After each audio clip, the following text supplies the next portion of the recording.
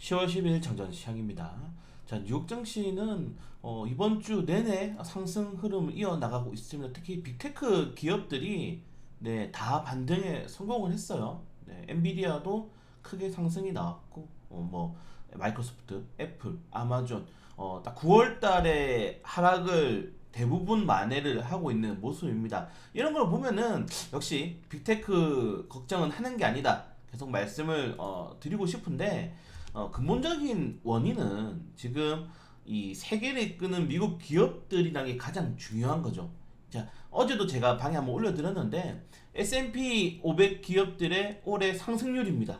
여러분들 로고만 보셔도 전 세계를 이끌어가는 기업이라는 걸 우리 알 수 있죠. 그러니까 미국과 뭐 한국 증시를 감히 비교하기도 부끄럽지만 국내 증시와의 결정적인 차이는 세계를 이끌어가는 기업이 존재하느냐 마느냐가 가장 중요한 것 같습니다. 그런 것들이 시장의 방향성을 크게 결정할 수 있고, 특히 장기 투자라는 관점의 종목들이 정말 다양하게 펼쳐지고 있고, 특히 투자자들의 말 그대로 수익률을 실현시킬 줄 수 있는 종목들이죠. 그렇기 때문에 제가 미워도 삼성전자를 응원해야 된다고 말씀을 드리는 이유가 이겁니다. 자, 여러분들 우리나라에서 시가총액이 가장 높은 기업이 삼성전자죠. 그리고 이 전 세계 기업 시가총액 순위 중에 반도체 기업, 그 중에 삼성전자 가장 높은 기업이고, 우리나라 기업 중에 유일하게 빅테크 기업 중에서는 반도체 시장의 D램 기준으로 40%를 차지하고 있습니다. 그 어느 기업도 40% 이상의 전 세계 시장 점유율을 가진 기업은 없어요, 우리나라에서. 우스갯소리로 뭐 이제 그 주식 커뮤니티 같은 데 들어가면은 우리나라가 지금 뭐 가난하게 사는 이유, 뭐 가난하진 않지만은 선도 기업이 되지 못하는 이유가 삼성전자 밖에 없어서 그렇습니다.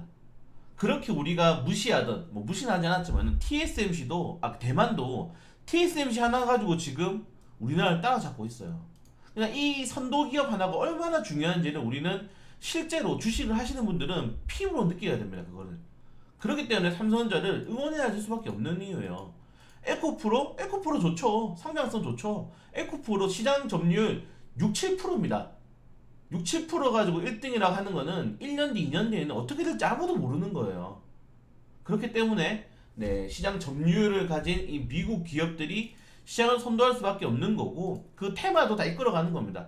뭐 HBM, 엔비디아, IT, 구글, 마이크로소프트, 뭐 전자기기 애플, 이커머스 아마존, 2차전지 테슬라, 비만약, 일라이릴리, 다 이런 테마주들의 움직임을 받을 수밖에 없는 거예요. 왜? 우리는 선도할 수 없으니까.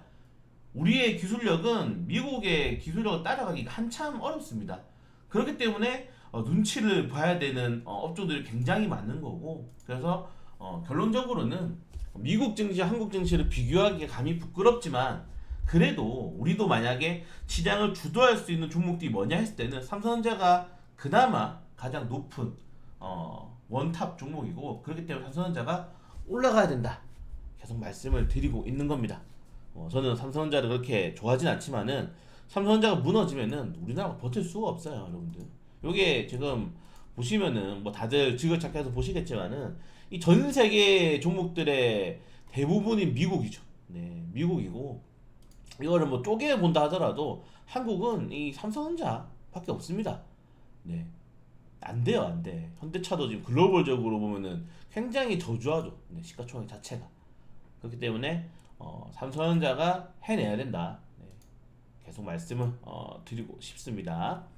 그걸 제외하고는 오늘 같은 경우에는 연준 인사들의 발언도 좀 시장에 영향을 줬었는데, 어제 새벽에 제가 아이씨 보우만이 또 매파적인 발언 했다라고 하면서 또 시장 우리 잠깐 조정 나왔잖아요. 근데 그 이후에 크리스토퍼 월러 연준 이사가 최근에 금리 인상이 필요한지 추가적인 데이터를 지켜보겠다, 이런 발언들은 좀 비둘기적인 발언이거든요. 완화적인 발언을 했었고, 특히 오늘 제니앨런 재무장관이 미국 경제 충분히 고금리 감당하다, 근데 일단 시장의 영향을 조금 더 확인해봐야 될 것 같다, 이렇게 이야기를 하고 있습니다. 그러니까 그 제니앨런 재무장관은 미국의 경기 둔화우려를 완화시키는 발언들, 그리고 월러 이사는 금리 인하를 좀 완화시키는 발언들을 하게 되면서 좀 시장에 반등 같이 불러일으켰지 않았나라고 생각이 되고요. 자, 그리고 중국이 뭐 지금 최근에 골드만삭스, IMF 전부 중국의 전체적인 경제 성장률 낮춰잡고 있는데, 일단은 중국이 여기서 추가적인 경기 부양책에 나서게 된다면은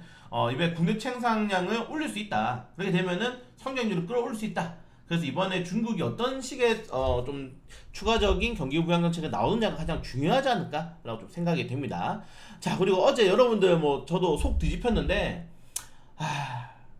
어제 김종현 금융위원장이 공매도는 개인기관 개인들이 뭐가 유리한지 모르겠다. 만약에 공매도를 개선하게 된다 하더라도 이런 식의 발언을 하게 되면서 국감에서 굉장히 열받는 발언들을 했죠. 근데 저는 이해합니다. 왜냐면은 뭐 금융위원장이라든가 금감위원장이라든가 아시겠지만은 사실 오래 머물 수 있는 공직자 자리가 아니에요. 네, 계속적으로 빠르게 전환이 되죠. 그렇기 때문에 굳이 리스크질 일을 할 필요가 없는 거예요. 자기가 일을 할 때. 굳이 내가 여기 한 2, 3년밖에 없잖아요. 하면서 굳이 뭐 이제 누가 되는 말을 하기가 싫다는 거죠. 왜냐면 일이 많아지니까. 일도 많아지고 지금 우리나라 뭐 정책 플러스 정치 같은 이유는 한쪽을 건드면은 다른 쪽에서 분명히 들고 일어납니다. 네, 지금 갈아치기가 하도 많이 되어 있어가지고. 그래서 물론 공매도 같은 경우에는 주식하는 정말 상식 있으신 분들 90%는 당연히 개선해야 된다라고 생각을 하지만은 이때까지 제가 금감원장이나 금융위원장을 한 6명 정도 봤는데 그 누구도 이 공매도 관련해서 이야기를 하지 않았어요. 이 지금 국감에서도 이 정도 이야기 한다는 거는 우리가 미국이나 프랑스처럼 들고 일어나지 않는 이상은 절대 안 바뀐다는 겁니다. 바꿀 의지도 없어요, 이 사람들은. 그래서 공매도가 과연 바뀔 것인가 쉽지 않다. 네. 그렇다고 지금 부분적으로도 공매도를 우리가 어떻게 보면은 공매도를 부분적으로도 좀 풀던지 완전히 자율적으로 하던지 그것도 아니고 시장에 개입을 해놓은 상태에서 개선을 하지 않으니까 외국인 투자들이 뭐 중소형주도 공매도 칠 수도 없고 대형주밖에 더 쏠릴 수밖에 없는 거예요. 네, 굉장히 부담스러운 상황이다. 근데 예상했다. 그래서 제가 위에도 말씀드렸는데 이어진 내용은 우리나라 주식은 답이 없습니다, 여러분들. 상식이 있다면 외국 주식의 비중을 늘리는 게 맞지 않나. 스스로 20% 주더라도 22% 주더라도 그게 더 이득이다. 네, 저 개인적인 생각이고요. 그래서 어제는 뭐 시장에 부담을 줄 수 있는 지표들 많이 조정이 나왔음에도 오늘은 옵션 만기일이죠. 네, 오늘은 옵션 만기일이고, 그래서 어제 좀 우리나라 증시가 강하게 올랐잖아요. 특히 대형주들이 강한 탄력이 나왔는데 추가적인 탄력이 나올 수 있을 것인지, 추가적인 탄력이 나와준다면은 가장 좋은 시나리오지만은 어제 너무 많이 오르긴 했어요. 너무 많이 올랐기 때문에 많이 올라도 종목에 좀 이익매도 물량이 나올 수도 있고 좀 확인해 볼 필요가 있을 것 같습니다. 그래서 기술적으로 우리가 2400에서 800포인트에서 반등이 나왔잖아요. 코스피 코스닥이. 여기서 만약에 시장을 좀 강하게 뚫으려면은 오늘 에코프로가 90만원, 삼성전자가 7만원 이상을 빨리 넘어가 줘야 되는데 가장 중요하다 그게. 네, 투심을 해보실 수 있을 만한 종목들이 빠르게 상승이 나와줘야 된다는 점 좀 말씀을 드리고 싶습니다. 네, 그리고 좀 재밌는 점은, 전에도 제가 한번 말씀드렸는데, 통일교를 해산 명령을 지금 청구를 오늘 결정한다고 합니다. 통일교가 일본한테 얼마나 많이 먹이고 있었는데 좀 아쉽네요. 네, 물론 뭐 종교의 자유는 있지만 사실 뭐 사이비 종교라고 하기에는 너무 규모가 크기도 하고, 이 통일교 같은 경우에는 통일교 가입하면은 한국에 다녀와야 됩니다. 한국에 다녀와야 되고, 네, 우리 뭐 11초처럼 돈 엄청 많이 걷어가요. 그래서 일본인들이 눈에 까셨는데, 그래서 저는 좀 속으로 통쾌했거든요. 당해봐라 하면서. 근데 해산명령 청구가 나온다니까 좀 아쉽기도 합니다. 통일교가 일본에서 가진 영향력이 굉장히 크기 때문에 일본 정부에서도 견제를 하고 있지 않나라고 좀 생각이 되고요. 자, 그리고 재밌는 점이 지금 중국이 이제 1대1로 정상 포럼을 개최하는데 한국은 안 간다고 합니다. 사실 안 가는 게 맞죠. 이제 줄을 섰죠, 완전히 우리나라는. 네. 사실은 이거 보면서 여러분들 여기에 북한이 있는 거예요. 북한. 여기 북한도 있는데 이거 가는 게 맞는 건가요? 네. 아닌 것 같습니다. 네. 그래서 그걸 뭐 있고, 어제 뉴욕 증시 그 비만 관련 테마주들이 많이 올랐죠. 노보노디스크랑 뭐 일라이딩가 많이 올랐는데, 지금 당뇨병 치료제 플러스 지금 이 체중 감소하는 제품에 체중 감소 플러스 뭐 심장약이라든가 다른 계속 좋은 이런 효과들이 발현이 되고 있다고 합니다. 그럼 뭐가 좋냐면은 보험이 돼요, 이게. 이 보험이 되기 때문에 굉장히 이런 것들이 좀 시장 긍정적으로 자리 잡고 있지 않나 라고 좀 생각이 되고, 이런 것들 때문에 우리나라 어제 뭐 위더스라든가 신시작이 많이 올랐는데, 사실 뭐 지금 시판에서 하는 거랑 지금 임상 진행하고 있는 거랑 좀 차원이 다르기 때문에 테마주로만 보시는 게 좋을 것 같습니다. 우리나라 제약바이오 종목들은 전부 다 테마주 이렇게 말씀드리고 싶고, 자, 그걸 제외하고는 네 나쁘지 않습니다. 나쁘지 않게 6시가 마감했기 때문에 오늘도 증시를 한번 체크해볼 필요가 있을 것 같고, 자, 기본소득당이 물론 뭐 의석수가 많지 않지만은 디지털 화폐를 기본소득 실험을 요걸로 한번 해보자. 왜냐하면 이건 해킹 가능성이 굉장히 적죠. 다만 이렇게 되면은 이제 중국처럼 되는 거죠. 중국 같은 경우는 땅이 워낙에 넓고, 제가 말씀드렸죠. 중국은 디지털 화폐를 전환할 수밖에 없다고. 땅이 워낙 넓고 이 현금 사용도가 굉장히 많기 때문에 아직도 이 위조 지폐가 엄청나게 많다고 합니다. 그래서 이게 지금 중국 같은 경우는 여러분들 개인정보 전부 다 공안에서 관리하죠. 그래서 뭐 중국 여행 가신 분들 아시잖아요. 지금은 안 하는 걸로 알고 있는데, 가면은 막 스캔 다 해야 돼요.